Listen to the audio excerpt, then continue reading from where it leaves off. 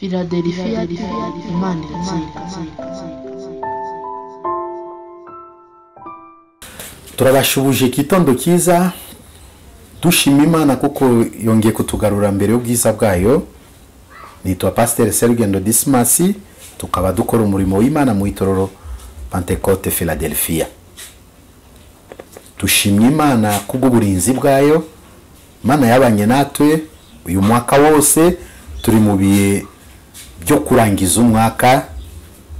Mbese iki cyumweru nize ko ari cyo cyumweru cya nyuma tugiye kurangiza mwaka wa 2022, twinjira kundi umwaka musha. Iyo ni mirimo y'Imana yakoze, tukiri bazima turayishimiye, tuvuga ko Mana ihabwa icyubahiro. Reka tubanze tusenga Imana. Turagushimiye Mana yera, ubwoko bwawe turi imbere yawe, tunejeje no kugera ku uyu munsi mwiza. Wabanye natwe kuva mu kwezi kwa mbere, warinze amatorero, warinze abakozi bawe, warinze igihugu cyacu, warinze abantu isi yose warayirinze. Miyaga yari myinshi, ari imvura yari nyinshi, izuba ryari rikomereye bamwe, ariko wabanye natwe data. Nimba tugeze uyu munsi ni imbaraga zawe, niyo mpamvu turagushimiye. Udufashe uyu mwanya, tuyobore uyu mwanya wo gutanga ijambo ryawe. Mwuka wera tuyobore, tuyirukanye imbaraga zose z'umwanzi, myuka irwanya ijambo, myuka y'abarozi, myuka yo kuzimu. Reka ubutumwa bwiza buzunguruke isi yose mwami, mitima yose icishwe bugufiya ikwemere kuko ari we mwami n'umukiza. Utuyobore kandi utugirire neza. Turagushimiye kuko uri Imana, tusabye mu izina rya Yesu, amen. Mana ihabwe icyubahiro. Tugiye kuganira kubwira ijambo ry'Imana. Mutwe w'ijambo turasoma, turavuga mutwe w'ijambo, Imana iri mu ruhande rwacu, mubisha wacu ninde? Imana iri mu ruhande rwacu, mubisha wacu ninde? Iri ku gitabo cya Baroma igice cya 8 murongo wa 31 kugeza ku 35. Reka tuasome. None ubwo bimeze bityo tuvuga iki? Ubwo Imana iri mu ruhande rwacu, mubisha wacu ninde? Mbese ubwo itimanye umwana wayo ikamutanga ku bwacu twese, izabura ite kumuduhana n'ibindi byose? Ninde uzarenga intore z'Imana? Ni Imana kandi ariyo izitindishiriza. Ninde uza zikiraho iteka? Ni Kristo Yesu, kandi ariwe wapfiriye, wazipfiriye, ndetse akaba yarazutse ari iburyo bw'Imana adusabira. Ninde murongo wa 35, ninde wadutandukanya n'urukundo rwa Kristo? Mbese ni makuba, cyangwa ni ibyago, cyangwa ni kurenganwa, cyangwa ni inzara, cyangwa ni ukwambara ubusa, cyangwa ni ukuba mukaga, cyangwa ni inkota? Yesu adufashe. Ayo niyo magambo tugiye kuganira iki gitondo cyiza. Imana iri mu ruhande rwacu, mubisha wacu ninde? Twavuze ko turi minsi yo kurangiza umwaka. Imana yabanye natwe uyu mwaka wose, tugiye kurangiza twinjire mu mwaka musha. Ndavuga cyane n'abantu ba Kristo. Nize ko buri muntu ari byo wabonye uyu mwaka byari bigukomereye, ari ibintu byari byakubuje amahoro uyu mwaka, ari ibintu byakwerekaga kimenyetso ko utazawurangiza. Ariko kubw'imbaraga z'Imana navuze ko tusigaze minsi nimba 5 turangiza umwaka. Tukiriho ni imbaraga z'Imana. Kutangira umwaka no kurangiza si imbaraga zacu, ni Imana bifitemo ruhare. Turashima Imana yarakoze kuko turiho. Apfuyemo mamiliyari z'abantu, mamiliyoni z'abantu bagize impanuka, mamiliyoni z'abantu ziri mu maserumu, na n'ubu iyi minsi mikuru ya noheli yatambutse, munsi wa noheli yapfuye abantu, wowe urasigara nanjye ndasigara. Ihitoro ry'Imana tukaba tukiriyo tuvuga ubutumwa bwiza. Iyo siyo mbaraga zacu twebwe, ni mirimo y'Imana. Ariko uradusanga mu minsi nta kwizera tugifite, tuzuye ubwoba, abakiranutsi barahindutse, nta kuri kukigaragara ku bantu. Abantu basigaye babesha. Reba binyoma wabeshe mbere ya Noheli, reba binyoma wabeshe munsi wa Noheli. Nuko twiziza umunsi mukuru, ariko ube ureba se ibyo nakoze byari byo gukiranuka? Yesu Kristo yari kumwe nanjye kuri Noheli. Noheli insigiye iki? Mutwe w'ijambo tugiye kuganira navuze ko ivuga iki? Imana iri mu ruhande rwacu, mubisha wacu ninde? Imana iri mu ruhande rwacu, mubisha wacu ninde? Tuzi ko Imana niyo murinzi ukomeye, Imana niyo atanga amahoro, Imana niyo itanga umugisha, Imana niyo ikiza abarwayi, Imana niyo ituha mwuka wo kumeka, Imana niyo itufasha tutangira umwaka kwezi kwa mbere tukageza mu kwezi kwa kabiri. Imana iri mu ruhande rwacu, mubisha wacu ninde? Kera turi abana tukijijwe batubwiraga ko buryo tugomba kubaha Imana, mu Kristo akwiriye kubaha Imana. Mbere na mbere no kuyumvira, kuyubaha, kutinya icyaha n'igisana nacyo, ntugakojeje Imana yawe soni, kuko icyaha kidutandukanya n'urukundo rw'Imana. Bene data, mureke y'umwaka tugiye kwinjiramo tushake tena bundi ubwenge bwo kugendana n'Imana iri mu ruhande rwacu, mubisha wacu ninde? Imana igushigikiye, ninde wahindura mugambi w'Imana? Imana iguhaye, ninde wayikwambura? Imana ibe mu ruhande rwawe, ninde mujura wakwinjirana? Ninde umurozi waza kukuroga? Imana iri mu ruhande rwacu, mubisha wacu ninde? Ni twebwe twagiye tugabanukirwa ku Mana, mirimo yo gukiranuka itagaragara kuri twebwe, cyane cyane ndavuga abantu bakijijwe, abantu biyita ko ari abakristo. Umukristo arabereye imbuto nziza, umukristo agomba kuba intangarugero ku Mana, umukristo agomba kuba muntu ugenda nk'uko ijambo ry'Imana rimusaba. Ariko iminsi abantu barateshutse nzira z'agakiza, bamwe baribagirwa ko Imana iri mu ruhande rwabo, bajya gushaka abapfumu. Hari abakristo bagiye mu bapfumu uyu mwaka, se wambwira inyungu wabonyemo ni yaye? Uwiteka ari mu ruhande rwacu, mubisha wacu yavaye. None ubwo bimeze bityo tuvuge iki? Uko bimeze gutyo tuvuge iki? Muri bibazo ufite, muri icyo gipimo urimo kwibona byacitse, muri buryo urimo kwibona nta kintu ufite, ubwo Imana iri mu ruhande rwacu, mubisha wacu ninde? Nuko urimo kwibona ko uri umukene, nuko urimo kwibona ko nta kazi ufite, nuko urimo kubara ibyo washaka kugeraho ku uyu mwaka utabashije kubigeraho. Hari abantu bagiye kurakarira Imana, hari abantu bashaka kutotombera Imana, ariko tushake gusa Imana kuba mu ruhande rwacu. Kuko nimba Imana iri mu ruhande rwacu, nuko nta mafaranga dufite, twabona amahoro. Imana iri mu ruhande rwacu, nuko utafite akazi yakuha mutima wo gutuza. Imana iri mu ruhande rwacu, nuko tutafite ikintu twabasha kugurwa neza. Niyo mpamvu nasabye abantu b'Imana, imyaka ishize abantu bagiye bakora ibibi, n'uyu mwaka abakristo benshi baguye, abakobwa benshi bishingiye, bari abakozi b'Imana, baririmbiraga Imana, batwara amada. Abantu b'abasore bakoze ibibi, abantu b'abagabo bakoze ibibi, abantu b'abakristo basezeranye kubana karamata bakoze amadivorce y'umwaka. Se iryo niyo tegeko ry'Imana ribasaba. mugiye mukozi ibyo ngibyo Imana mu ijuru ishobora kongera kuba mu ruhande rwacu. Mureke tena tuhindukire Imana, fata ingamba nziza yo gushaka ko Imana yaba mu ruhande rwawe, kuko mu gihe Imana iri mu ruhande rwacu nta mubisha watugeraho. Yesu atufashe kandi atugirire neza. Mwishimire misi mikuru neza, ariko mube maso mushake ko Imana ibe mu ruhande rwacu.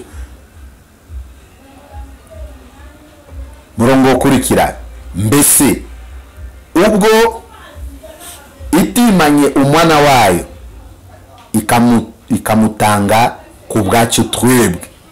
Mana ntabwo yatwimye umwana wayo twazize munsi mukuru wa Noheli, yemeye gutanga umwana wayo w'ikinege ku bwacu twebwe.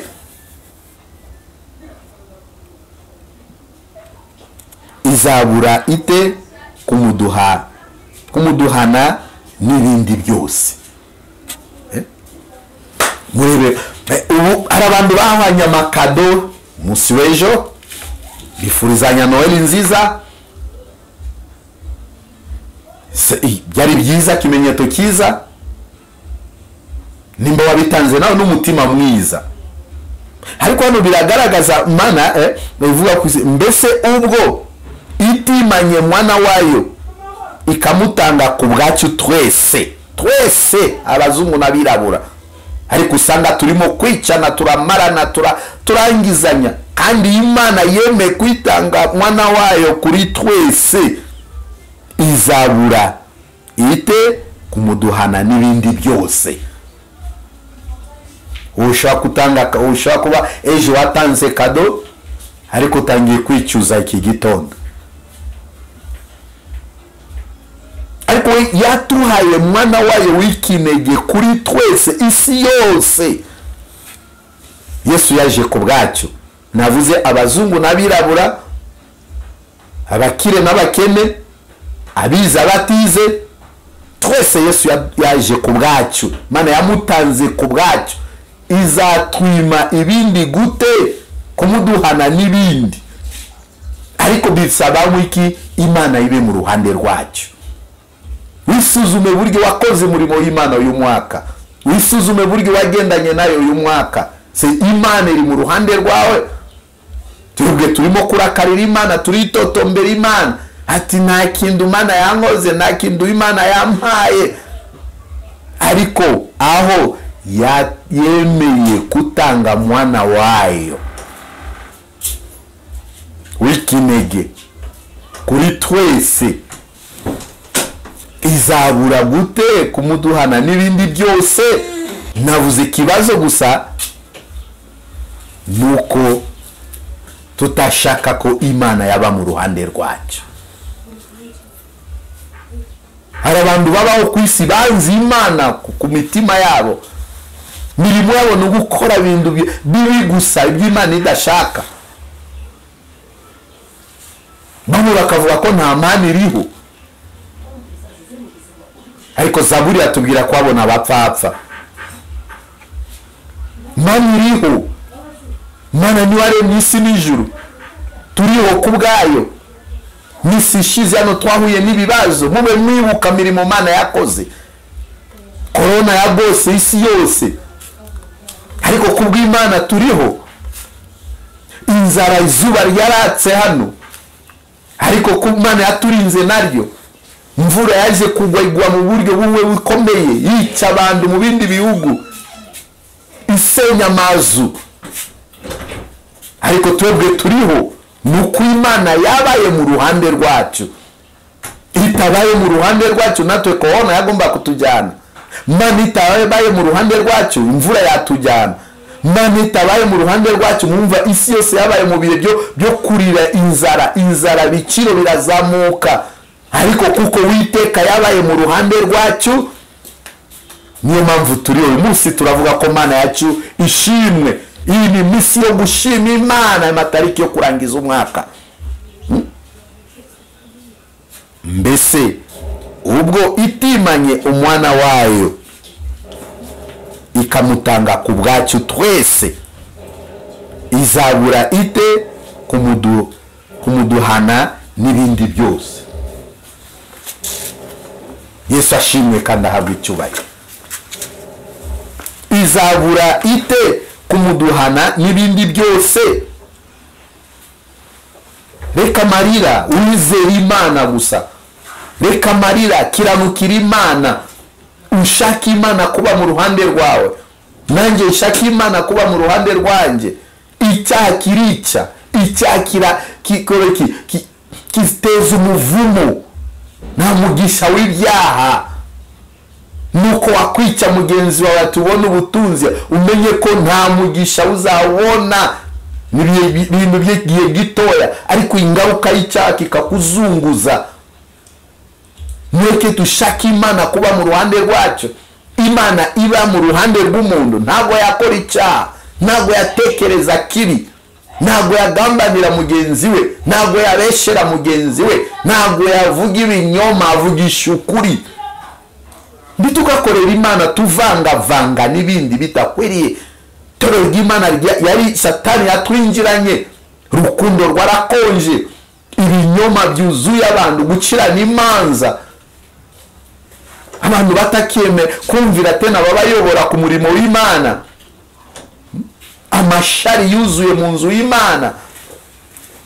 Mureke dushake Imana kuba mu ruhande rwacu.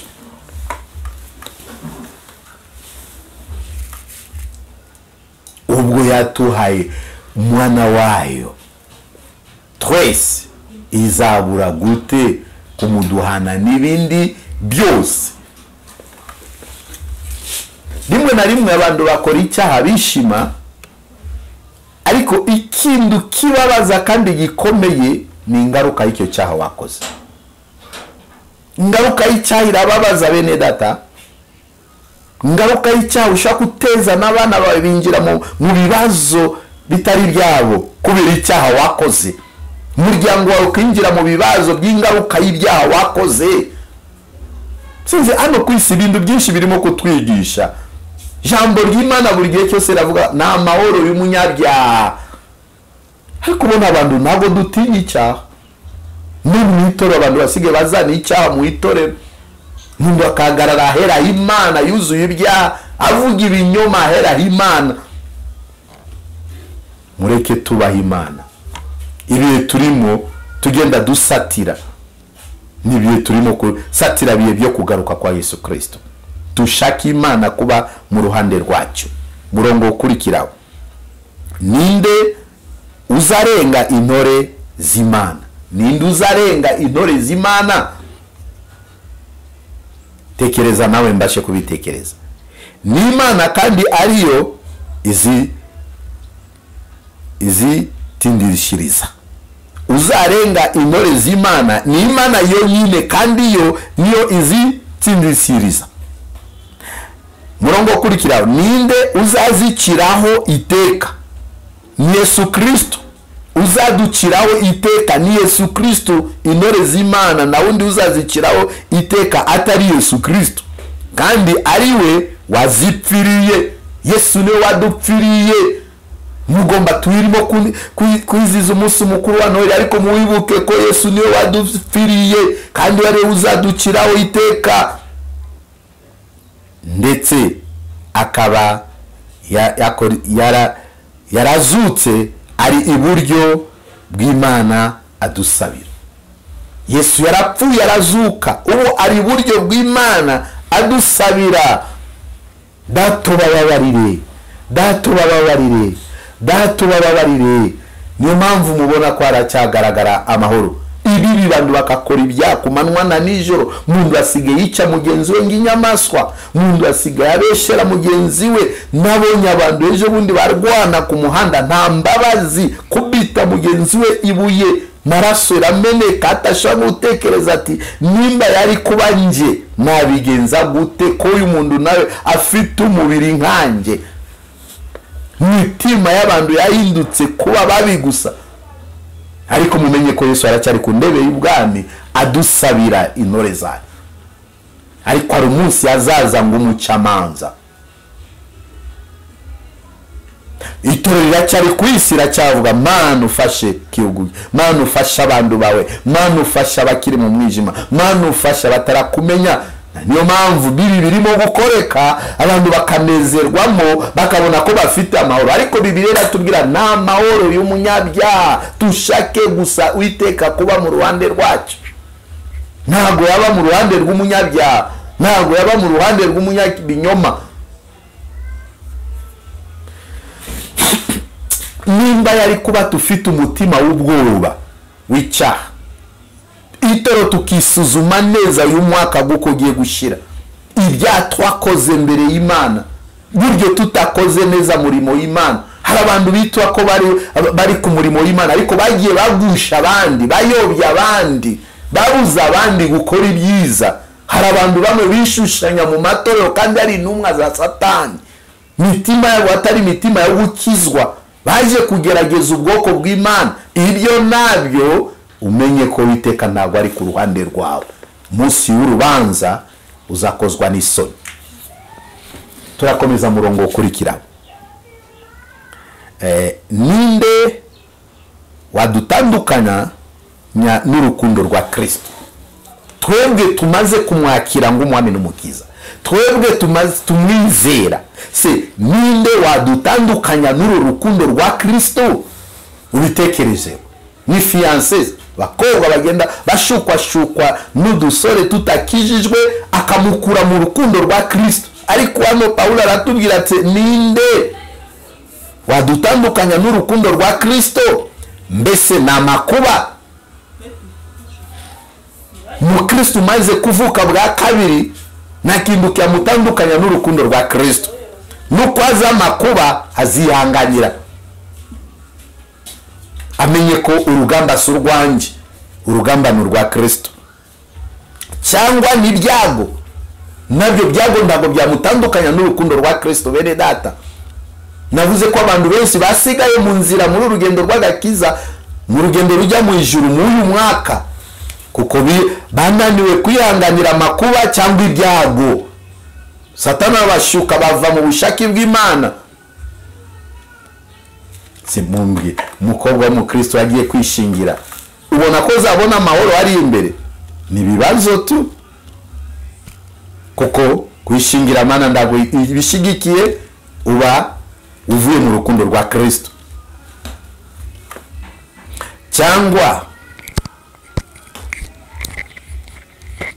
Cyangwa ni ukurenganwa cyadutandukanya n'urukundo rwa Kristo, cyangwa ni inzara. Imisi turi mu misi y'inzara, cyangwa tuvuye mu bihe bimwe byari bihe by'inzara. Uyu mwaka twarashonje, habayemo inzara, habayemo kuzamuka kw'ibiciro, ariko muyibuka neza Imana ko yaturinze, niyo mpamvu tugeze uyu munsi. Niyo nzara ntabwo ariyo yadutandukanya n'urukundo rwa Kristo. Tugomba kwihanganira tukavuga ko tukamenya ko Kristo niwe mugati mwiza. Cyangwa ni kwambara ubusa. Abantu benshi bacumuzwe n'imyenda ya Noeli, byabakuye mu rukundo rwa Kristo. Bizaninduru no mu rugo ati kuke mugabo waye na abana nawe mwaka wose hatanguriye mwenda wa Noeli, abana nao barasakuza mwenda wa Noeli. Oya, kwambara ubusa sibyo byadutandukanya n'urukundo rwa Kristo. Tushake Imana kuba mu ruhande rwacu muri rugendo rujya mu ijuru, mu buzima bwacu. Kiranukira Imana, genda nguko Imana ishaka, wiyanganire bikugerageza.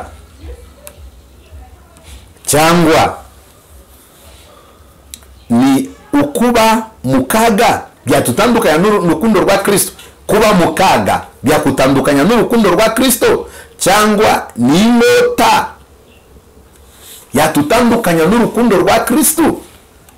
Nifuza ko wakwisuzuma, nanjye ngisuzuma. Kurangiza umwaka ntabwo ari imbaraga zacyo, kurangiza umwaka ntabwo ari kubwa amagambo menshi, suko ufite amafaranga, ariko kurangiza umwaka navuze ni ukuboko kw'Imana, kuko byagomba kutwica byari byinshi.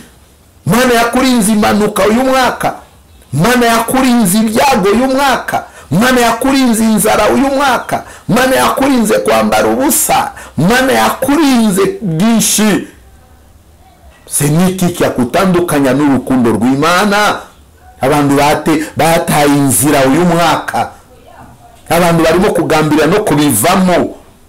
Se mwaka tugiye gutangira twamenya ibizaba, nimba izaba mwaka w'imvura nziza ntago tubizi, nimba izaba mwaka w'izuba rikarishe ntago tubizi, ariko gukiranuka kwacu tukashaka Imana kuba mu ruhande rwacu isha kuturengera kuwo mwaka. Mweke twangi ibyaha, abantu batarakizwa n'amahoro y'umunyabyaha, tushaka Imana kuba mu ruhande rwacu. Itero ry'Imana twongere twisuzume, tuvugure ibitagenda neza, kuko ntabwo twakorera Imana mu kavuyo. Tukorera Imana dukora Imana ishaka, ibyo ijambo ry'Imana ridusaba, si ubwenge bwacu, si ibitekerezo byacu. Hari abantu bikakaza ku murimo w'Imana kandi abo bantu bakatubesha ko buzuye umwuka wera, atashaka ko bamugirira inama, atashaka ko bamuhugure. Hari ijambo numvise mu itorero ati gukosora, atashaka ko bamukosore, atumvira abayobozi. Mu gihe uri umuririmbyi utashaka kumvira abayobozi ba korari, se Imana iri mu ruhande rwawe. Mu gihe uri umuririmbyi utatanga ituro, musanzu wa korari, se urashaka ko umurimo w'Imana utera imbere? Mu gihe uri umuririmbyi utatangira Imana ituro, utatanga kimwe cya 10 umugisha y'Imana yaguhaye, buriya Imana iba iri mu ruhande rwawe. Turimo kuyegeza tukakora ibyo Imana idashaka, kuko Imana iratusaba kuyitangira amaturo, nuko abantu bita abakozi b'Imana ko barabajura.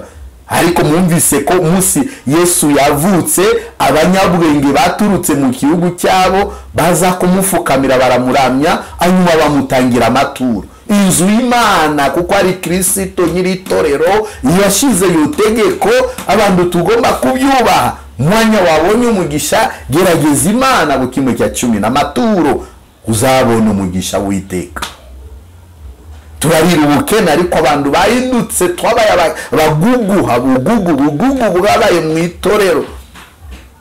Mweke gucira abantu ib'Imana imanza, tushake Imana kuba mu ruhande rwacu, na niyo bizatugeza mu isezerano, na niyo bizatongera misi yo kubaho ku isi, na niyo bizatuma musumwa impanda ivuge natwe tubashe kumva ijwi ry'impanda igihe tugendana n'Imana ikaba mu ruhande rwacu.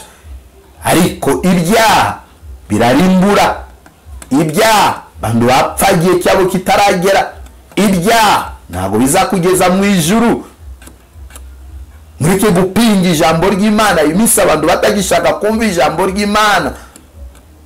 Ndarareba filime umunsi wose, ariko ntabwo ashobora gusoma ijambo ry'Imana n'iminota 10. Ndarareba biganiro bindi amasaha maremare, ariko kumva kiganiro cy'ubutumwa bwiza bw'Imana bwa Yesu Kristo akizemo ijisho arabikuramo. Mushigikira abakozi b'Imana, kuko nta yindi ndego Yesu yatusigiye niyo kubwiriza ubutumwa bwiza amahanga yose. Uzamwemerera tumubatize mu izina rya Data n'Umwana n'Umwuka wera, nawe abe intumwa ya Kristo. Niyo ndego y'itorero. Mu gihe itorero tutafatanya amaboko kuwo murimo, kuyo shingano y'Imana yadusigiye, mubona ko Yesu nagaruka tuzatanga ya rapoti. Tubyumva ng'indirimbo Yesu azaza, n'abantu bakaba kuva ari ryari batangiye kubivuga, ariko bica kudukura mu murongo ni byinshi.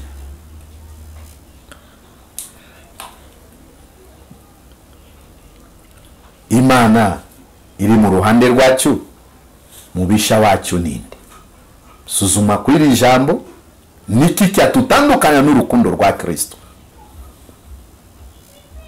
Ni ibyago, ni amakuba, ni kwambara ubusa, ni gusonza. Byadutandukanya n'urukundo rwa Kristo. Ni ubukene se kwa Kristo, kuko hariho byose. Maria na Joseph Bibiliya ndago bagaragaza ko barabakire, barabakene. ariko musi mukiza yavutse babonye umugisha, kuko Yesu ni umugisha. Mureke tena tushiremo imbaraga yo gukora umurimo w'Imana mu kuri no mu mwuka. Nitukikubita igituza, njyewe nsengera abantu, njyewe ndabwiriza gutuma, ndagwa ari wowe, ni Kristo ukora murimo muri twe. Nimba ufite ayo mahirwe ca bugufiya ukorera abantu, kuko niyo mirimo twamagariwe gukorera abantu. Buriya mukozi w'Imana ni igikoropesho, aho anyura hose agomba gukoropa. Tushake Imana kuba mu ruhande rwacu. Iyi yari inama y'Umwuka Wera muri bihe byo kurangiza umwaka. Wisuzume buryo wagendanye n'Imana, nanjye nisuzume buryo nagendanye nayo. Mwaka musha tufate indi ngamba yo gushaka Imana kuba mu ruhande rwacu. Iby'isi ni ubusa, kukanya gatoya wabisiga. Misishize navuze ijambo rimwe, abantu ntago bakishaka gufasha murimo w'Imana, babonye ko by'Imana nibyo by'ubusa. Ariko nuko mushigikira izindi bintu, mugomba no gushigikira murimo w'Imana, mugomba no gushigikira ivuga butumwa rizunguruka amahanga yose, nuko Imana idushaka, kandi niyo sezerano ry'Imana. Tuvuge abavuga butumwa b'Abanyarwanda bakajyana butumwa bwiza amahanga yose, nuko Imana yavuze. Ariko ubashigikiye byakubera byiza. Ushigikiye muvuga butumwa bagabanya nawe imigisha abona akora kuwo murimo. Tushake Imana kuba mu ruhande rwacu, bizatubera byiza, bizatongera misi yo kubaho, bizatuha kuba bushuti n'Imana, bizatuha umugisha tukiri ku isi, n'umunsi umwe tubone ubugingo buhora. Numva tuhagarukira hano, mbifuriza kurangiza umwaka amahoro, ariko utekereza ingamba nsha ku mwaka musha tugiye gutangira. Njyewe ndashaka Imana kuba mu ruhande rwanjye. Imana ibaho umugisha kandi Yesu abagirire neza. Reka tusenge Imana. Turagushimiye Uhoraho, Mana urera kandi urakiranuka. Warakoze kuturinda uyu mwaka wose wabanye natwe, batubereye amaso. Hari benshi bapfuye, hari benshi barwaye, hari benshi bagize impanuka. Suko tubarusha ubwiza, ni kubw'imbabazi zawe gusa. Niyo mpamvu turiho, niyo mpamvu igihugu cyacu turiho. Udufashe tubabarire ibyaha twakoze uyu mwaka, dutunganye Mwami, habayemo ibyaha ku rubyiruko, ku bagabo, ku bagore, ku munzu yawe Data. Utwezo dutunganye, tuongere tena gushaka kuba ube mu ruhande rwacu. Abakiri mu mwijima ubakure mu mwijima wa Satani. Mu izina rya Yesu twirukanye ibyaha mu gihugu, twirukanye ibyaha mu nzu yawe, twirukanye ibyaha mu miryango yacu, twirukanye ibyaha mu midugudu. Reka mbaraga z'ijambo ryawe rigendagende ku bantu, abavuga butumwa bahete n'ubwenge bwo kubwiriza butumwa bwiza bwa Yesu Kristo mu kuri no mu mwuka. Tutikubita igituza, tutishira hejuru, tutikakaza. Uyu ni bundu bwawe gusa kuba tuvuga ubutumwa bwiza. Utuwe kubikora mu kuri no mu mwuka, kandi Umwuka Wera yemeza abantu bakiri ubutumwa bwiza bwawe bahindukire. Tushake ube mu kuba uri mu ruhande rwacu. Twirukanye bitari byo, twirukanye ibyaha mu gihugu, twirukanye imitima ikakaza, twirukanye myuka yo kutagira agakiza. Ushimwe Yesu Kristo, kandi udufashe tusengeye iminsi isigaye turangiza umwaka. Witunganye wiyeze, ibe munsi w'abantu kwakira agakiza, ibe munsi w'abantu kwisuzuma, ibe munsi w'abantu kwihana, ibe munsi y'abantu kubabarirana, ibe munsi y'abantu Yesu we kongera kwiyambura bibi. Urakoze Mwami, igihugu cyacu tugisabiye amahoro. Udufashe mwaka tuzawurangiza amahoro, twahagaritse impanuka, twahagaritse bibi byose mu gihugu, bizira mu gihugu, mu izina rya Yesu. Urinda amatorero, urinda abakozi bawe, bari hanze turabasengeye. Urinda Afrika yose, Europa, Amerika, Oceania, abari hose mu ibyo bihugu. Abakozi bawe bambika imbaraga yo kubwiriza butumwa bwiza mu iminsi. Urakoze Witeka, abarwayi bakize, impunzi nazo bafashe bakomeze abatarakumenya nabo bakumenye, abasubiye nyuma wongere bagarure mwami, abacitse intege wongere bambike imbaraga ku murimo wawe. Utuye kuba maso abakozi bawe kandi utushoboje tena gukora byo gukiranuka. Mana urakoze, icyo tugusabye uyu mwaka tuzatangira ube mu ruhande rwacu. Mana ushimwe, wahabwe icyubahiro, tusabye twizeye kubw'izina rya Yesu Kristo, amen. Murakoze, Imana ibaho umugisha. Yari ubutumwa bwiza Mana yashatse ko tuganira, ni wo gufata ingamba nanjye ngafata ingamba. Reka tubahe nimero zacu, hari buryo ushaka kugira ikibazo wadufashamo cyangwa se watugigisha inama.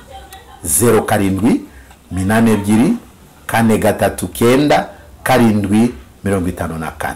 Murakoze, Mana ibaho umugisha, muzagire mwaka musha muhire kubwa Yesu Kristo, amen. Philadelphia, Imana irakira.